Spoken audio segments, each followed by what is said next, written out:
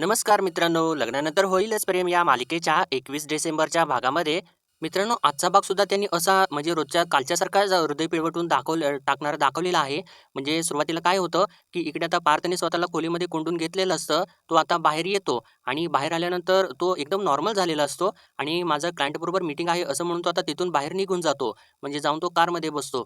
तर तेव्हा आता रम्यासुद्धा त्याच्या मागे-मागे जाते आणि त्यानंतर इकडे म्हणजे आता जीवाला वाटलेलं असतं, की नंदिनीने तिला त्याची आठवण काढलेली आहे. त्यामुळे तो आता नंदिनीकडे चाललेला असतो, तर तेव्हा मानिनी त्याला अडवते आणि जेव्हा जेव्हा आता ते नंदिनीला फोन करतो, तेव्हा आरुषी त्याला सांगते, की काव्याताईच्या हातून चुकून ते बटन दाबलं गेलेलं होतं आणि नंदिनी ताईने तुमची आठवण काढलेली नाहीये वगैरे आणि तेव्हा जीवाला तर खूप त्रास होतो.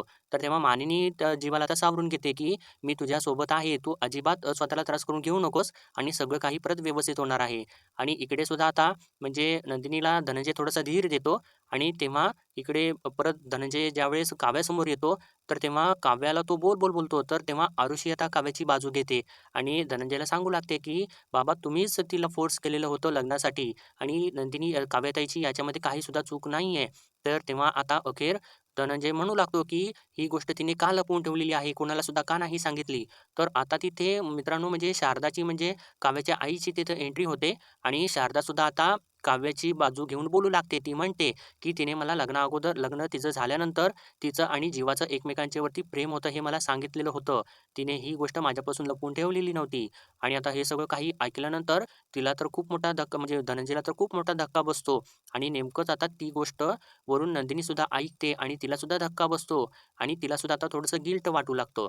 तर दुसरीकडे आता म्हणजे पार्थ आणि रम्याचा सीन दाखवलेला आहे. म्हणजे रम्या आता पार्थला ती म्हणत असते, सावरून घ्यायचा प्रयत्न करत असते आणि आपली बाजू क्लिअर करून त्याच्याबरोबर आता संसार करायची स्वप्न ती बघत असते.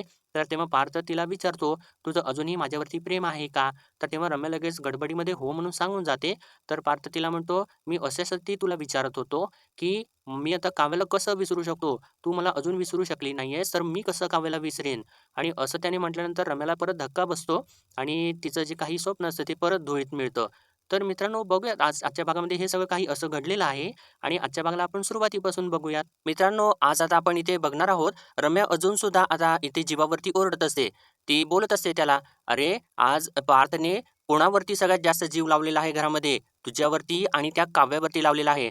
आणि तुम्ही दोघांनी काय केलं? त्या बिचाऱ्याला आयुष्यभराची जखम दिलेली आहे. अरे, त्याच्या सगळ्या भावना चिरडून टाकलेल्या आहे तुम्ही." असं ती बोलत असताना जीवा तिला थांबवायचा प्रयत्न करत असतो, तिला सांगायचा प्रयत्न करत असतो. तर तेव्हा रम्या त्याला काही बोलूच देत नाही. त्याला म्हणते, "थांब, तू काही बोलूच नकोस.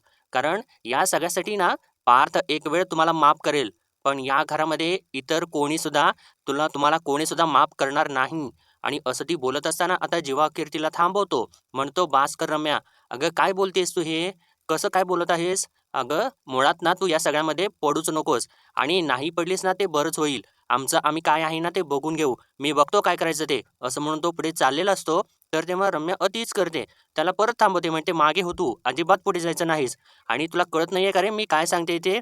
अरे पार्थ अजिबात रिस्पॉन्स देत नाहीये. आवाजसुद्धा देत नाहीये तो आतमधून." असं तिने म्हटल्यानंतर आता इकडे मानिनी परत पार्थचा दरवाजा वाजवू लागते आणि इकडे रम्या एवढं बोल जीवाला बोलत असते, पण मानिनी तिला काही थांबवायचा प्रयत्नच करत नाही. तिला बोलूच देते. परत इकडे आता आणि रम्या परत जीवाला बोलू लागते. "अरे तू कुठल्या तोंडाने त्याच्यासमोर जाणार आहेस?" असं ती बोलत असताना जीवा तिच्यावरती आता जोराने ओरडतो, "रम्या!" तर तेव्हा आता रम्या परत त्याच्यावरती त्याच्यापेक्षा जोराने आवाज काढून ओरडते, "गप्प बस, आवाज खाली, तू बोलायचंच नाहीस अजिबात." असं तिने म्हटल्यानंतर जीवाला तर धक्काच बसतो आणि आता परत रम्या त्याला एकदम असं म्हणते, "आजपासून तुझी नजर आणि तुझा आवाज खाली ठेव." आणि असं तिने म्हटल्यानंतर अजून सुद्धा मानिनी तिला काही बोलत नाही. तर रम्या पुढं परत त्याला म्हणते, "अरे थोडीशी तरी लाज शरम असेल का नाही? का काव्याबरोबर पाठवून दिलेली आहेस?" आणि आता जेव्हा अजून म्हणजे तो आता थोडंसं मान खाली घालून उभा राहतो आणि तो काही पुढे बोलूच शकत नाही. तर आता मानिनी अखेर येते आणि रम्याला म्हणते, "अगं रम्या तू काय बोलतेस हे? जरा गप्प बस. काय परिस्थिती आहे आणि वेळ काळ काय आहे आणि तुम्ही वाद कसले घालताय? थोडंसं थांब जरा." असं म्हणून ती परत पार्थच्या खोलीच्या दरवाजाकडे जाते आणि परत दरवाजा वाजवू लागते. म्हणते, "अरे पार्थ ऐक रे, आम्ही सगळे इथे आहोत. अरे दरवाजा उघड. तू ऐकतोयस काय मी काय म्हणतेस ते? अरे पार्थ दरवाजा उघड. उघड रे पार्थ दरवाजा." असं ती म्हणत असताना आता रम्या परत इकडे जीवाला म्हणते, "तुझ्यामुळे जर काही पार्थला झालं ना, तर बघच गाठ माझ्याशी आहे आणि मी तुला सोडणार नाही जीवा. आणि असं ती बोलत असताना आता मानिनी रम्यावरती थोडीशी ओरडते. म्हणते, "रम्या, काही सुद्धा होणार नाहीये पार्थला. तू उगीच तुला सांगितलेलं आहे ना, तू काही सुद्धा उगीच बोलू नकोस." आणि परत ती आता जीवाला म्हणते, "अरे जीवा, तू बोल त्याच्याशी. प्लीज जरा इकडं ये. तुझं तरी ऐकतो का ते बघूयात. तू बोल पार्थशी." असं ती म्हटल्यानंतर आता जीवा थोडंसं भानावरती येतो. म्हणजे मानिनी बोलायचीच तो वाट बघत बसलेला असतो. आणि आता अखेर तो पार्थच्या खोलीच्या दिशेने जाऊ लागतो. तर ही रम्या परत त्याला अडवत असते आणि आता जीवा तिला बाजूला ढकलू लागतो. "सरक, बाजूला हो रम्या." आणि रम्या अजून परत सारखं त्याच्या आडवी येत असते आणि त्याला पार्थच्या खोलीकडे जायपासून थांबवत असते. तर आता हा सगळा काही दंगा ऐकल्यानंतर पार्थ अखेर दरवाजा उघडतो आणि तो बाहेर येतो. आणि मित्रांनो, आता त्याने सगळे त्याचे ओले कपडे वगैरे बदललेले असतात आणि तो परत व्यवस्थित झालेला असतो. आणि तेव्हा मानिनी रडू लागते आणि इकडे रम्यासुद्धा रडायचं नाटक करू लागते. मानिनी म्हणते, "अरे पार्थ, काय रे हे? घाबरवलंस ना आम्हाला सगळ्यांना. तू असं का खोलीमध्ये कोंडून घेतलं होतं स्वतःला?" असं म्हणून ती आता त्याला जवळ घेते. आणि तेव्हा आता जीवाला सुद्धा थोडंसं ते बरं वाटतं, की पार्थ बाहेर आलेला असतो. तर मानिनी आता पार्थला विचारते, "तू ओके आहेस ना पार्थ?" तर तेव्हा पार्थ एकदम नॉर्मल झालेला असतो मित्रांनो आणि तो हो असं तिला सांगतो. तर तेव्हा पार्थ इतका नॉर्मल झालेला असतो, की तो आता मानिनीला एकदम म्हणजे रोजचं नॉर्मल तो जसा असतो, तसा तो बोलत असतो. आणि तिला सांगतो, "माझी क्लायंटसोबत थोडी मीटिंग आहे. मी बाहेर चाललेलो आहे. तू काळजी करू नकोस आणि मी कुठलं सुद्धा टोकाचं पाऊल उचलणार नाहीये. आणि माझ्या अशा वागण्याने बाबांना, तुला, घरच्यांना काय त्रास सहन करावा लागेल ना, याचा अंदाज मला तरी आलेला आहे." आणि असं तो थोडंसं तिरकस म्हणजे जीवाला उद्देशूनच बोलतो. आणि तेव्हा आता जीवाला त्या गोष्टीचा धक्का बसतो मित्रांनो. आणि तो काही न बोलता तसाच शांत उभा असतो. आणि इतक्यातच आता पार्थला त्याच्या क्लायंटचा फोन येतो आणि त्याच्या फोनवरती नाव दिसत असतं. आणि ते नाव बघितल्यानंतर रम्या म्हणते, "कुलकर्णींचा फोन आहे का? म्हणजे म्हणजे आपले ते नागपूरचे क्लायंट्स आहेत ना हे?" असं तिने विचारल्यानंतर पार्थ थोडंसं तिच्याकडे बघत असतो. तर आता रम्या म्हणते, "मी सुद्धा फोन कॉलमध्ये जरा जॉइन करू का प्लीज?"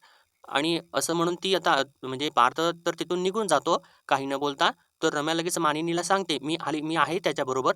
असं सांगून ती मुद्दामूनच आता त्याच्या मागे-मागे जाते. आणि तेव्हा मानिनीसुद्धा त्याच्या काळजीपोटी तिला परवानगी देते आणि आता ही जाते त्याच्यासोबत. आणि आता ते दोघे निघून गेल्यानंतर आता इथे जीवा आणि मानिनीच थांबतात. तर तेव्हा आता जीवा म्हणजे थोडासा हादरलेला असतो आतमधून आणि तो म्हणतो, "आई, अगं हे काय होऊन बसलं गं सगळं? सगळा काही गुंताच झालेला आहे." आणि असं वाटलं होतं, की 16 तारखेनंतर हा गुंता सुटेल. पण हे सगळं काही गुंतागुंतीच्या पलीकडे गेलेलं आहे आई. आता काय करायचं? आणि असं तो बोलत असताना आता मानिनी चक्क म्हणजे जीवाला सावरू लागते.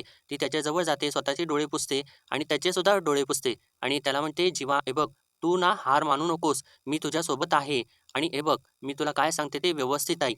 जे झालेलं आहे ना, ते वाईट झालेलं आहे, पण सगळं काही नीट होणार आहे. तू विश्वास ठेव आणि तू आतमधून तुटून जाऊ नकोस. आणि मुळात ना, माझा राग तर तुझ्यावरती अजिबात नाहीये. कळलं ना? कारण तुझी नियत अरे साफ होती. हे मला चांगलं माहिती आहे, पक्कं माहिती आहे. आणि आता ना, ती नियत एक सल आहे ना, ती कायम राहील अरे मनामध्ये. काव्याने नाही, पण तूच सांगायला होतंस रे मला." असं ती थोडंसं आतनं म्हणजे एकदम काळजाच्या टोकापासून ती त्याला म्हणते. ते तर खरंच आहे ना मित्रांनो, म्हणजे आईला तर त्याने सांगायला हवं होतं, पण सगळं काही गुंतागुंतीचं होऊन बसलेलं होतं, त्यामुळे त्याने सांगितलं नाही. ही त्याची बाजूसुद्धा बरोबर होती. पण असो आता मानिनी म्हणते त्याला, "तू मला सांगायला हवं होतंस आणि तू का नाही बोललास माझ्याशी?" असं ती विचारल्यानंतर जीवा आता तिचा हात आपल्या हातामध्ये घेतो आणि तिला म्हणतो, "आई, मला तुझं सगळं म्हणणं मान्य आहे. तू हवं तर मला मार, झोड, मला वाटेल ते कर. तू आणि बाबा माझ्याशी अबोला धरा हवं तर. पण ना आत्ता ना मला नंदिनीला आणायला जायचं आहे. आपण ना आल्यानंतर बोलूयात." असं म्हणून तो म्हणजे एकदम खुश होऊन सांगून तिला चाललेला असतो आणि थोडं पुढे सुद्धा जातो. तर तेव्हा मानिनी त्याला थांबवते आणि म्हणते, "अरे नंदिनीला काय? अरे नंदिनीला नाही. अरे आता लगेच नको जाऊस तू. अरे तू काय करतोयस हे? प्लीज ऐक माझं, थोडंसं थांब. अरे नंदिनीसाठी हे सगळं काही ना खूप दायक आहे. तिला थोडंसं शांत होऊ देत रे. तिला थोडासा वेळ दे रे जीवा. थोडंसं ऐक माझं." असं ती बोलत असताना जीवा तर हसतो आणि तिला म्हणतो, "अगं आई, ती सुद्धा मला मिस करते आई. तुला माहिती नाही. अगं तिचा मेसेज आलेला होता." अगं हो, खरंच तिचा मेसेज आलेला होता. आता मी वरती बसलेलो होतो ना, तेव्हा घड्याळाचं बीप वाजलं हे बघ. आणि हे घड्याळ तुला आठवलं का? अगं हे घड्याळ नंदिनीनं गिफ्ट केलेलं होतं आमचं फर्स्ट मंथ अॅनिव्हर्सरीच्या दिवशी. अगं हे घड्याळ ना आत्ताच वाजलं. याचा अर्थ काय तुला माहिती आहे का? की तिने मला मेसेज करून सांगितलं, की "मी तुला मिस करते" म्हणून आणि "मी जातोय आई." आणि असं तो सांगून जात असतो. तर तेव्हा मानिनी परत त्याला थांबवते आणि विचारते, "अरे, तुला नक्कीच नक्कीच असं वाटलं का, की हे घड्याळ वाजलं ते?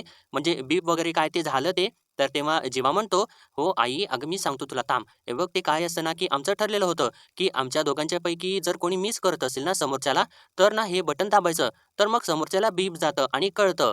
पण काल तर काय झालेलं असतं मित्रांनो, काव्याने नंदिनीचा हात आपल्या हातामध्ये पकडलेला असतो आणि तेव्हा तिच्या हातामुळे चुकून तो बीप वाजला गेलेला असतो आणि इकडे जीवाच्या घड्याळावरती मेसेज गेलेला असतो आणि आता जीवाला तर ते माहिती नसतं. पण आता जीवा तर नंदिनीच्या आठवणीने कावरा-बावरा झालेला असतो आणि त्याला वाटतं, की नंदिनी याला मिस करत आहे आणि आता तो मानिनीला म्हणतो, मी जातो. खरंच ती मला मिस करत आहे."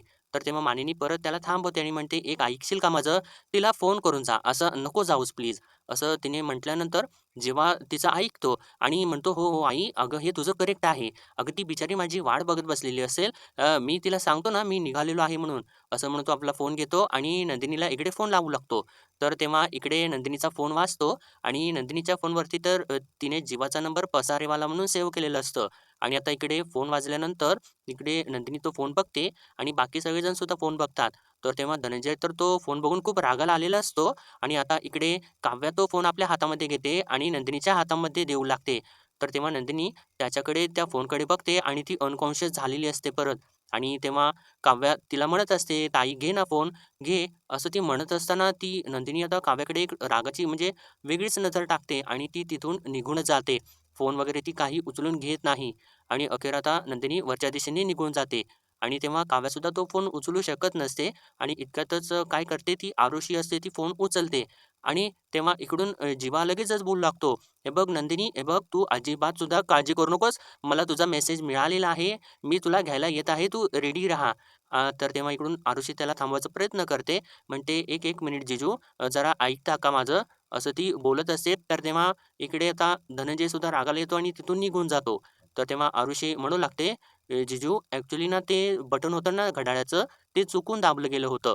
तर ते ऐकल्यानंतर आता जीवाला तर धक्का बसतो आणि तो "तू काय बोलतेस हे?" असं तिला म्हणू लागतो. तर तेव्हा इकडून आरुषी सांगू लागते, "हो, म्हणजे ना ते काव्याताईकडून ना चुकून ते बटन दाबलं गेलं आणि तुमच्याकडे मेसेज गेला." तर तेव्हा जीवा म्हणतो, "अगं खरंच सांगतेस का तू आरुषी? खरंच चुकून झालेलं आहे का ते? आणि काय झालं मगाशी ना, अगं तिने ना मला हाक मारल्याचा भास झाला अगं आणि इतक्यातच काय झालं माहिती का, घड्याळाचं बीप वाजलं आणि एक काम कर ना, तू तू ती आहे का तिथे नंदिनी आहे का? तिला जरा फोन दे ना आणि तिला सांग एकदा एकदा एकदा जीवाशी हाक मार म्हणावं तिला. "अगं दे ना, प्लीज दे ना." असं तो एकदम कावरा-बावरा होऊन तिच्याशी बोलत असतो आणि ते सगळं आता मानिनी इकडं बघते आणि जीवाला म्हणते, "जीवा थांब, थांब जरा ऐक, माझ्याकडे जरा फोन दे."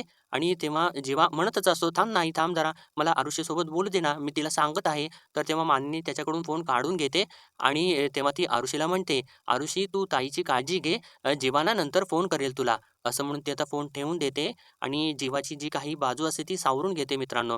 तर आता इकडे आरुषीसुद्धा हो असं म्हणते आणि ती फोन ठेवून देते. आणि जीवाच्या ज्या काही आता शेवटच्या होप्स असतात, त्यासुद्धा आता इथे तुटून गेलेल्या असतात आणि तो थोडासा सावरलेला असतो. त्याला वाटत असतं, की नंदिनीने खरोखरच त्याची आठवण काढलेली आहे. पण आता ते सत्यसुद्धा त्याला कळाल्यानंतर तो परत आतनं तुटून जातो आणि तो एकदम सुन्न होऊन खाली बसतो आणि तो म्हणतो, चुकलं चुकलं आहे माझं सगळं काहीच चुकलेलं आहे आणि मला ना नाही असं तो एकदम जाबडत असतो आणि परत तो मानिनी म्हणतो, "अगं आई हे सगळं काय होऊन बसलं गं सगळं काही आणि हे सगळं नीट होईल ना आई?" "अगं चुकून चुकून चुकून नाही. मी मनापासून मनापासून फोन करेल ना मला ती आणि एकदा फोन करेल ना, असं म्हणून तो जोराने रडू लागतो आणि अगदी तो म्हणजे कसं नंदिनीला त्याने जवळ घेतलेलं असतं दुःखी झाल्यानंतर, तसं तो आता आईच्या कुशीत शिरतो. तर तेव्हा मानिनी सुद्धा जोराने रडू लागते आणि ती स्वतःला सुद्धा सावरू लागते आणि जीवाला सुद्धा सावरू लागते आणि तिला सुद्धा त्या गोष्टीचा खूप त्रास होत असतो. कारण तिचं तर एकदम वाईट झालेलं असतं ना मित्रांनो, की इथे एका दुसऱ्या म्हणजे दोन्ही मुलांचा संसार एकाच वेळी उद्ध्वस्त व्हायच्या वाटेवरती असतो आणि तेव्हा ती आता स्वतःला सावरत-सावरत ती जीवाला म्हणू लागते, "तुला नंदिनी नक्की फोन करेल जीवा. तू स्वतःवरती विश्वास ठेव. कळालं का तुला? आणि तू हार मानू नकोस. मी आहे ना तुझ्याबरोबर. आपण करूयात." आणि हे बघ, एक लक्षात ठेव, तू जे तुझं आहे ना, ते तुझ्यापाशी नक्की येणार. जीवा ही गोष्ट माझी तू लक्षात ठेव. तर तेव्हा जीवासुद्धा तिचा हात आपल्या हातामध्ये घेतो आणि म्हणतो, "हो आई, माझा विश्वास आहे. जे आहे ना, माझं जे आहे ना, ते माझ्यापाशी नाही आलं ना, तर मी त्याला माझ्याकडे वळवेन, नक्की वळवेन. तू तू बघ मी वळवेन की नाही, माझ्यावरती तू विश्वास ठेव." असं म्हणून तो थोडंसं परत रडू लागतो आणि आता मानिनी परत त्याला आपल्या जवळ घेते. तर मित्रांनो आता इकडे असं यांचं चालू असतं आणि आता इकडे परत म्हणजे नंदिनीच्या घरामधला सीन त्यांनी दाखवलेला आहे. आता इकडे जीवाला तर त्याची आई सावरत असते, पण इकडे आता नंदिनीला म्हणजे तिची आई तर तिच्याजवळ नसते. तर तेव्हा आता धनंजय म्हणजे तिचे वडील तिच्याजवळ येतात आणि तेव्हा नंदिनी एकटीच अशी सुन्न होऊन म्हणजे अनकॉन्शियस झालेली असते. धक्का तिला मोठा बसलेला असतो त्यामुळे आणि तेव्हा आता धनंजय तिच्याजवळ येतो आणि तिला आपल्या बाजूने वळवून तिला सगळं काही पहिल्यापासून सावरायचा प्रयत्न करतो. तिला म्हणतो, "मी ना पहिल्यांदाच जर देशमुखांचं स्थळ नाकारलं असतं ना, तर हे काही सगळं झालंच नसतं अगं नंदिनी."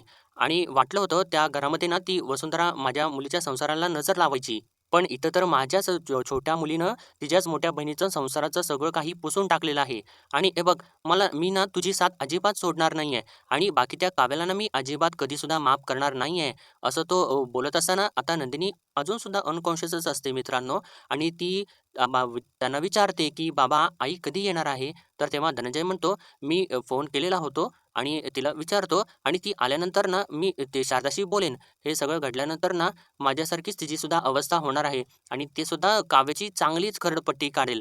ती काव्याला जाणीव करून देईल, की तू खूप मोठी चूक केलेली आहेस आणि मी शारदाला सांगेन, की तू ना नंदिनीच्या मागे लागू नकोस." तर तेव्हा आता नंदिनी म्हणते, "अगं बाबा माझ्या माझ्या मागे म्हणजे काय?" तर तेव्हा धनंजय चक्क तिला म्हणतो, "दुसऱ्या लग्नासाठी, दुसऱ्या लग्नाबद्दल बोलतोय मी." आणि असं त्यानं म्हटल्यानंतर नंदिनीला तर खूप मोठा धक्का बसतो आणि ती धक्क्यानेच त्याच्याकडे बघू लागते. तिला असं वाटतं, की "अरे बापरे! म्हणजे मी या घरामध्ये यानं जड झाली आहे की काय?" आणि म्हणजे अशी तिच्या नजरेमधून तर जाणवत असतं मित्रांनो इथे. तर तेव्हा धनंजय तिला म्हणतो, "अगं मी अजिबात तुझ्या मागे लागणार नाहीये आणि शारदासुद्धा मी सांगणार आहे, की अजिबात तिच्या मागे लागू नकोस आणि माझ्या मुलीचं लग्न एकदा इथे मोडलेलं आहे आणि या लग्नाविषयी तुला जे काही वाटेल ना ते कर. पण तुझा शब्द ना अंतिम असेल नंदिनी आणि कारण ना बाप म्हणून मला परत हारायचं नाहीये नंदिनी आणि माझ्या मुलींना ना परत हरताना बघायचं नाहीये." असं तो रडत-रडत म्हणजे दुःखी मनाने सांगतो आणि तिथून तो निघून जातो. तर तेव्हा नंदिनीला परत अजून एक मोठा धक्का बसलेला असतो मित्रांनो आणि ती धक्क्याने तशीच उभी असते. तर आता इकडे पार्थ एकटाच म्हणजे कारमध्ये येऊन बसलेला असतो आणि तो म्हणजे कॉल वगैरे अटेंड करायचा बहाण्याने बाहेर आलेला असतो आणि त्याला त्रास होत असतो म्हणून तो येऊन इकडे कारमध्ये बसलेला असतो.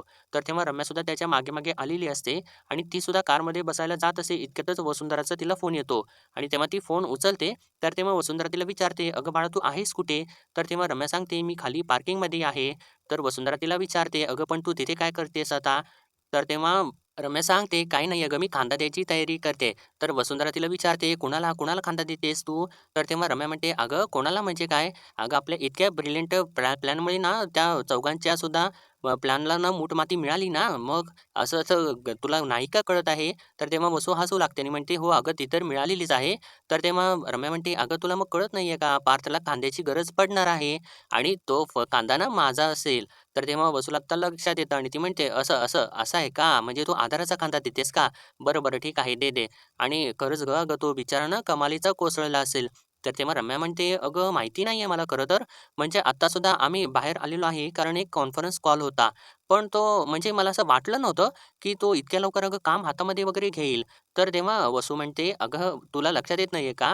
बायकोचा हात तर हातात घेऊ शकत नाहीये ना. मग काय करणार तो? कामच हातात घेणार ना. अगं तो आता ना कामामध्ये स्वतःला इतकं काही गुंतवून घेईल ना, की तो सगळं काही झालेल्या गोष्टी ना विसरून जायचा प्रयत्न करेल." तर तेव्हा रम्या म्हणते, "नाही, नाही आई, मी ना अजिबात तसं होऊ देणार नाही. उलट जे काही झालेलं आहे ना, मी सतत त्या सगळ्याची त्याला आठवण करून देत राहीन आणि त्याला ना असं पाऊल उचलायला लावेन, की ज्यामुळे ना गुरुजींनी उचलायला लावलेलं पाऊल ना खरं होईल. आणि आता ना पार्थला तर मी घोळातच घेणार आहे आणि त्याला ना आता फक्त ना मी माझ्यामध्येच गुंतवणार आहे आणि कोणत्याही गोष्टीमध्ये आणि व्यक्तीमध्ये मी त्याला अडकूच देणार नाही." असं ती एकदम कॉन्फिडेंटली बोलत असते. तर तेव्हा वसूसुद्धा म्हणते, "तू असंच कर रम्या आणि एकदम असंच कर आणि एक गोष्ट लक्षात ठेव आणि नेहमीसारखा ना तू अतताईपणा करायला जाऊ नकोस. पेशन्स ठेव. पार्थची जी कंडिशन आहे ना, ती खूप ना वल्नरेबल आहे आणि अशा कंडिशनमध्ये ना एकतर गोष्टी आपल्या बाजूने घडतात, नाहीतर पूर्णपणे बिघडतात. त्यामुळे ना त्याच्याशी बोलताना प्रत्येक वाक्य, प्रत्येक शब्द अतिशय जपून वापर आणि जे शब्द वापरशील ना, ते शब्द ना काव्याने दिलेल्या जखमांच्या वरचं मलम ठरलं पाहिजे. लक्षात येतंय का तुझ्या? आणि हे सगळं काही तू व्यवस्थित सांभाळ." तर तेव्हा रम्या म्हणते, "आता ते सगळं तू सगळं ना माझ्यावरती सोड आई. पेशंटला जशी ना पेन किलरची सवय लागती ना, तशीच ना पार्थला आता मी माझी सवय लावणार आहे. तर तेव्हा वसू म्हणते, "ओके, ओके. ठीक आहे. Bye, bye. All the best." असं म्हणून ती फोन कट करते. आणि आता हिने फोन कट केल्यानंतर इकडे रम्या लगेच जाऊन त्याच्या पार्थच्या शेजारी कारमध्ये बसते. तर तेव्हा पार्थ म्हणजे विचारात असतो आणि रम्या येऊन बसल्यानंतर तो थोडासा नॉर्मल दाखवायचा प्रयत्न करतो. तर तेव्हा रम्या त्याला म्हणते, म्हणजे ती तिची चाल बरोबर चालू करते. तिला म्हणते, "पार्थ तू असा आतल्या आत कुढत बसू नकोस. जरा बोल माझ्याशी. अरे तू मला माझी मैत्रीण मानतोस ना, मग तुझ्या मनामध्ये जे काही असेल ना, ते मनमोकळेपणाने बोल." आणि असं ती बोलत असताना पार्थ एकदमच तिला विचारतो मित्रांनो, की "रम्या तुझं अजून सुद्धा माझ्यावरती प्रेम आहे का?" आणि तिला जे पाहिजे असतं ते तर तिला एकदमच नकळतच मिळून जातं. आणि त्याने असं विचारल्यानंतर ती तर धाक्यानेच त्याच्याकडे बघू लागते. आणि काही उत्तर द्यायच्या आधी त्याने इकडे आता परत घरामधला म्हणजे मोहित्यांच्या घरामधला सीन दाखवलेला आहे. धनंजय आता जेव्हा खाली येतो, तर तेव्हा आता काव्या म्हणजे आता यामध्ये तिची खरं तर काही म्हणजे चूक असते सुद्धा, नसते सुद्धा. म्हणजे तिने इकडे घरामध्ये तर सांगायला हवं होतं, पण इकडे घरामध्ये सुद्धा तिने भीतीपोटी काही सांगितलेलं नसतं. आणि आता ते सगळं असं सगळ्यांच्या समोर उघड झालेलं आहे खरं, पण ती आता प्रयत्न तर करतेच. म्हणजे ती लगेचच धनंजयकडे जाते. ती म्हणते, "बाबा अहो माझ्याशी बोला तरी बाबा तुम्ही." तर तेव्हा धनंजय तिच्यावरती जोराने ओरडतो, "अजिबात बोलू नकोस तू माझ्यासोबत. तू अजिबात बाबा म्हणू नकोस. मी नाहीये तुझा कोण. कोणी सुद्धा नाहीये. आणि मी तुझा कोणी सुद्धा लागत नाही. आणि जर समज मी तुझा लागत असतो ना, तर तू मला सगळं काही अगोदर सांगितलं असतंस." तर तेव्हा आरुषी मध्ये बोलू लागते. म्हणते, "अहो बाबा अजूनही तुम्हाला कळत नाहीये का, की काव्या कुठल्या सिच्युएशनमधून जातीये ते?" म्हणजे आता आरुषी तर निदान काव्याची बाजू घेऊन बोलू लागते. तिला कळत असतं, की आरुषीच्या मनावरती सॉरी काव्याच्या मनावरती काय परिणाम होत आहे ते. आणि ती म्हणते, "अहो बाबा तुम्ही तिला लग्न करायला सांगितलेलं आहे, म्हणून तिने लग्न केलं आणि आता तुम्हीच तिला बोलताय आणि मला तुम्हाला गिल्ट नाही द्यायचा आहे. पण अहो तुम्ही सगळं असं हे सतत काव्याला बोलून तुम्ही तिला दुखवू नका प्लीज." तर तेव्हा धनंजय तिच्यावरती ओरडतो. म्हणतो, "हे बघ आरुषी तू मध्ये अजिबात बोलू नकोस. तू काही सुद्धा बोलू नकोस आणि तुझ्या या काव्यताईमुळेच ना नंदिनी आणि पार्थ आतल्या आत घुसमटत आहेत. तिकडे पार्टीमध्ये सगळ्यांच्या समोर ना विक्रम आणि मानिनीची मान सगळ्यांची म्हणजे खाली गेली मान आणि तो काव्याला आता म्हणतो, "तू आणि जीवा तुम्ही दोघे सुद्धा गुन्हेगार आहात, सगळ्यांचे गुन्हेगार आहात." आणि असं तो धनंजय आता तिला बोलत असताना काव्य आता म्हणजे थोडीशी भडकते आणि ती म्हणते, "बाबा सांगा, सांगा ना मी काय गुन्हा केलेला आहे? आम्ही दोघांनी सुद्धा काय गुन्हा केला? माझ्या बहिणीचा विचार करून मी गप्प बसले हा गुन्हा केला का? देशमुखांच्या सगळ्यांचा घरातल्यांचा विचार केला हे आणि गप्प बसले हा हा गुन्हा केला का मी? सांगा ना बाबा. आणि सगळा भूतकाळ विसरून मी पार्थसोबत व्यवस्थित राहण्याचा निर्णय घेतला, हा गुन्हा केला का मी?" तर तेव्हा धनंजय तिच्याहून जोराने ओरडतो म्हणतो, "हो, तू गुन्हा केलेला आहेस आणि तू सगळा भूतकाळ तुझा सगळ्यांच्यापासून लपवलास, हा गुन्हा होता." तर तेव्हा आता असं त्याने बोलल्यानंतर आता तिथे शारदाची एंट्री होते. म्हणजे इतकी वेळ शारदा नसते तिथं आणि तिला हे सगळं काही माहिती नसतं. तर तेव्हा आता ते सगळं काही ती ऐकते आणि एकदमच होते, "तुम्ही जर तिला गुन्हेगार ठरवत असाल ना, तर मग मी सुद्धा गुन्हेगार आहे." आणि असं तिने म्हटल्यानंतर धनंजयला तर काही कळतच नसतं. कारण धनंजयला तर माहितीच नसतं, की शारदाला हे सगळं काही माहिती आहे आणि तो आता धक्क्यानेच तिच्याकडे बघू लागतो. तर तोपर्यंत आता इकडे मित्रांनो त्यांनी परत आणि इकडे पार्थ आणि रम्याचा सीन दाखवलेला आहे आणि पार्थने असं विचारल्यानंतर रम्या तर धक्क्यात असते आणि पार्थ आता तिला परत विचारतो, "सांग ना, तुझं अजूनही माझ्यावरती प्रेम आहे का?" आणि तेव्हा आता रम्या मनातल्या मनात बोलू लागते. म्हणजे ती आतनं तर एकदम खुश झालेली असते आणि ती म्हणजे स्वतःला चिमटा वगैरे काढून बघते. म्हणते, "अरे बापरे! मी हे काय ऐकते? मला भास होत आहेत का हे खरंच घडत आहे?" म्हणजे फायनली पार्थला कळायला वाटतं, की मी त्याची करेक्ट चॉईस आहे ते.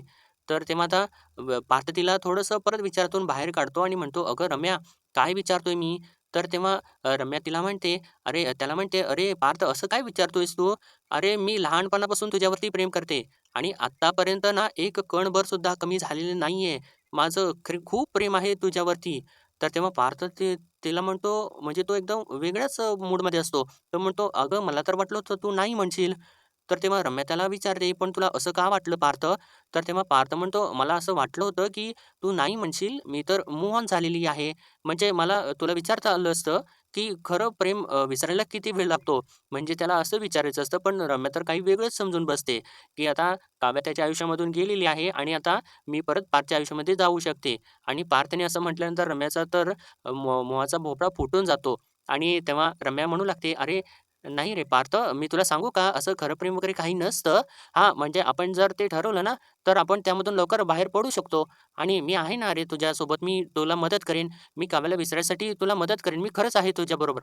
तर तेव्हा पार्थ थोडासा चिडतो आणि तिला म्हणतो, "अगं, तू अगोदर स्वतःकडे तर बघ, हे सगळं काही बोलायच्या आधी. अगं, माझं लग्न झालेलं असून सुद्धा तू अजून असं म्हणतेस, की तुझं माझ्यावरचं प्रेम अजून सुद्धा ओसरलेलं नाहीये. अगं, तुला कळतंय का तू काय बोलतेस ते? आणि तू माझ्यावरती असं कसं काय बोलू शकतेस? मला असं कसं काय म्हणू शकतेस तू, की मी काव्याला लगेच विसरेन म्हणून? अगं, मनावरती लिहिलेलं पुसलं जाऊ शकतं, पण मनावरती कोरलेलं ना कसं पुसू शकेल? अगं, अजूनही काव्याचं अस्तित्व माझ्या डोक्यामध्ये आहे. आमच्या बेडरूममध्ये आमच्या गप्पा, त्यांचं माझ्यावरती फिस करणं, त्यांनी ना मला बोका म्हणणं आणि त्यांनी मला सिनेमा कॉफी देणं, वेगवेगळ्या पेस्ट्रीज, रेड वेल्वेट पेस्ट्रीज आणि आमचं 11 वाजून 11 मिनिटाचं युनिव्हर्स कसं कसं कसं काय मी पुसलं पुसलं जाईल हे? आणि काव्या मला सोडून गेलेली आहे, तरीसुद्धा ना, आणि म्हणजे माणसं सोडून गेली ना, तरीसुद्धा त्यांच्या आठवणी राहतात मागे. आणि तसंच ना, जखमा बऱ्या झाल्या ना, तरीसुद्धा त्याचे व्रण तसंच राहतात. आणि माणसं माणसं गेली ना, तरीसुद्धा त्यांनी दिलेले सगळे काही जे आठवणी असतात, त्या कशा पुसल्या जातील रम्या? आणि काय करू, कसं करू आणि कसं विसरू मी काव्याला? असं म्हणून तो आता स्वतःला त्रास करून घेऊ लागतो मित्रांनो. तर तेव्हा रम्या म्हणजे थोडंसं त्याला सावरायचा प्रयत्न करू लागते. म्हणते, "पार्थ शांत हो. मी तुला ना 1-2 मिनिटं थांब. मी तुला पाणी देते." असं म्हणून ती पाणी त्याला देते आणि म्हणते, "हे बघ, हे घे पाणी पी. पाणी पी म्हणजे ना तुला बरं वाटेल." असं म्हणून ती त्याला पाण्याची बॉटल देते. तर तेव्हा आता पार्थ ती पाण्याची बॉटल घेतो आणि पाणी पीत असतो. तर तेव्हा आता त्याला तो क्षण आठवतो, ज्यावेळेस त्याने सगळ्यांच्या समोर पाण्याची बादली उपडी केलेली असते. आणि तेव्हा पार्थ एकदमच त्याला त्रास होतो आणि तो म्हणतो, "नाही, नाही, नको, मला पाणी नको आहे." आणि तो पाण्याची बॉटल रम्याच्याकडे परत देतो आणि म्हणतो, "नाही, नाही, मला नको आहे. कारण आधीचा पार्थ ना मेलेला आहे आणि त्याचे ना आता म्हणजे ना मला आता अगोदरचं जुनं काही आठवायचं नाहीये." असं म्हणून तो थोडंसं अनकॉन्शियस होतो आणि तिथून उठून कारमधून खालीच जातो. तर तेव्हा आता रम्या म्हणू लागते, की काव्या आणि तिच्या आठवणी एका क्षणात नकोशा झालेल्या आहेत पार्थला. आणि किती पटकन मूव्ह ऑन व्हायच्या गोष्टी केलेल्या आहेत पार्थने. आणि पार्थ, तू आता काळजी करू नकोस. काव्याला तू लवकरात लवकर कसा विसरशील ना, हे आता मी बघते. असं ती आता सर्व काही बोलत असते आणि आता ती तिचा प्लॅन चालू करते बहुतेक. तर आता इकडे परत त्यांनी मोहितेंच्या घरामधला सीन दाखवलेला आहे. इकडे आता शारदा आलेली असते आणि तिला तर सगळं काही सत्य माहिती असतं. त्यामुळे ती आता काव्याची बाजू घेऊन तिथे उभी राहते आणि म्हणते, "काव्याने कोणताही गुन्हा केलेला नाहीये." आणि असं तिने म्हटल्यानंतर इकडे आरुषीला सुद्धा धक्का बसतो आणि धनंजयला तर खूप मोठा धक्का बसतो. आणि तो तिला म्हणू लागतो, "अगं शारदा, तू हे काय बोलतेस?" तर तेव्हा शारदा म्हणते, "तो तिचा भूतकाळ होता हे सांगते ना ती एकसारखी." तर तेव्हा धनंजय म्हणतो, "मग कोणाला का नाही सांगितलं आधी? याच्या अगोदर का नाही सांगितलं?" तर तेव्हा शारदा आता म्हणते अखेर, म्हणजे ती काव्याची बाजू घेऊन बोलते, "मला तिने सांगितलेलं होतं याआधी." आणि असं तिने बोलल्यानंतर आता धनंजयच्या पायाखाली तर जमीनच सरकते आणि तो काय असं धक्क्याने तिला विचारतो. तर तेव्हा शारदा म्हणते, तिचं ना तिचं आणि जीवाचं एकमेकांच्या वरती प्रेम आहे, हे लग्नानंतर तिने मला सांगितलेलं होतं. आणि असं तिने म्हटल्यानंतर धनंजय तिला म्हणतो, "अगं शारदा, हे काय बोलतेस तू?" आणि इकडे आरुषीला सुद्धा धक्का बसलेला असतो. आणि इतक्यातच आता नंदिनी वरून खाली येत असते आणि तिने सुद्धा हे शारदाने जे काही सांगितलेलं असतं ते ऐकलेलं असतं. आणि ती आता तिथूनच वरूनच म्हणते, "अगं आई, तू हे काय बोलतेयस?" आणि असं तिने विचारल्यानंतर सर्वजण आता तिच्याकडे बघू लागतात आणि नंदिनीला तर खूप मोठा धक्का बसलेला असतो मित्रांनो. आणि आजच्या भागामध्ये एवढंच आणि आता पुढील भागामध्ये आपण पाहणार आहोत. नंदिनी आता खाली आलेली असते आणि ती म्हणत असते, "मला तर आता माझी माणसंच अनोळखी वाटायला लागलेली आहेत. नाती सगळं काही संपलेली आहेत आणि लग्न सगळी मोडलेली आहेत." असं ती आता रडत-रडत बोलत असताना आता काव्या तिच्याजवळ जाते आणि "ताई, असं काही सुद्धा नाहीये झालेलं. अगं, अजूनही पार्थचं माझ्यावरती आणि जन्मेजयचं तुझ्यावरती मनापासून प्रेम आहे ताई." आणि असं ती बोलत असते आणि नंदिनीला सावरून घ्यायचा प्रयत्न करत असते. तर आता इकडे त्यांनी परत इकडे घरामधला सीन दाखवलेला आहे. इकडे आता रम्या आणि वसू दोघेसुद्धा खूप म्हणजे असं ड्रिंक वगैरे करत एन्जॉय करत असतात. आणि वसू म्हणत असते, "आता आजची रात्र की नाही आपली एन्जॉय करायची रात्र आहे." हे सर्वजण आता थकून झोपलेले असेल, पण आता उद्याची सकाळ ना सगळ्यांच्या आयुष्यामध्ये अजून एक मोठं वादळ घेऊन येणार आहे. आणि असं ती बोलते आणि दुसऱ्या दिवशीची सकाळ आता उजाडते. तर तेव्हा इकडे फार मोठी गोष्ट, विचित्र गोष्ट घडलेली असते. आता पिहू इथे जीवाकडे येते आणि तेव्हा मानिनी सुद्धा तिथं येत असते. आणि ती जीवाला सांगते, की 16 डिसेंबरची रील आहे ना, ती व्हायरल झालेली आहे. आणि आता ती सगळी काही म्हणजे त्यांचं जे काही घडलेलं असतं, ते आता कोणी शूटिंग केलेलं आहे कोणाला माहिती, आणि ते सगळं काही आता Instagramवरती व्हायरल झालेलं असतं. आणि ते आता ऐकल्यानंतर इकडे जीवाला आणि मानिनीला सुद्धा खूप मोठा धक्का बसतो आणि ते दोघं सुद्धा आता मुळापासून हलून गेलेले आहेत आणि आता यांच्या आयुष्यामध्ये आणि हे एक नवीन काहीतरी वादळ उठलेलं आहे. आता उद्या आणि काय होतं कुणाला माहिती. तोपर्यंत मित्रांनो आपल्या व्हिडिओला लाईक, शेअर आणि सबस्क्राईब नक्कीच करा.